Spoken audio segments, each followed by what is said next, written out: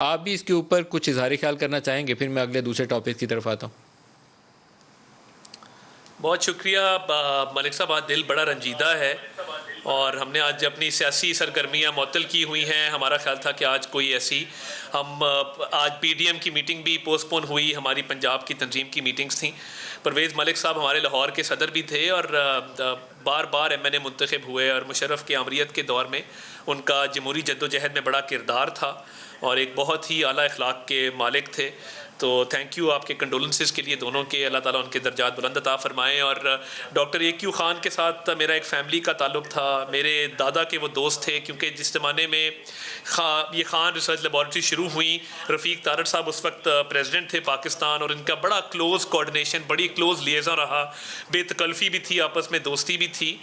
اور میں تو ان کے حوالے سے اتنا ہی کہوں گا کہ آدھی زندگی ان کی اس جستجو اور جد و جہد میں گزری کہ پاکستان کو نیوکلیر طاقت بنایا جائے.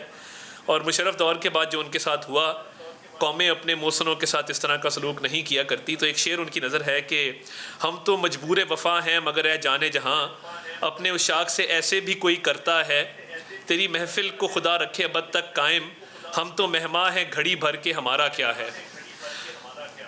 تو اس کے بعد آپ کا جو موضوع ہے, دیکھیے میں اس پہ صدر جماعت نے بات کرتے ہوئے مولانا فضل الرحمان صاحب کے ساتھ جو پریس کانفرنس کی تھی, وہ اس پہ اظہار خیال کر چکے ہیں کہ ایک دفاعی ادارے کی تعیناتی کے حوالے سے جو حساس معاملات ہیں اس پہ اس ادارے کے وقار کو ملحوظ خاطر رکھنا چاہیے. اور یہ جو ایک انسرٹنٹی چل رہی ہے یہ اسٹیٹ آف پاکستان کے لیے اور اس اپنے دفاعی ادارے کے لیے بھی اچھی نہیں ہے. اور ایک ڈیسیجن جو سننے میں آ رہا ہے, ڈیسیجن کر کے واپس لے لینا, پھر کرنا واپس لے لینا, اس طرح کی بات جو سننے میں آئی, مصدقہ اطلاع تو ہے کوئی نہیں, مگر یہ بڑا نقصان دہ ہے ملک خدا داد کے لیے.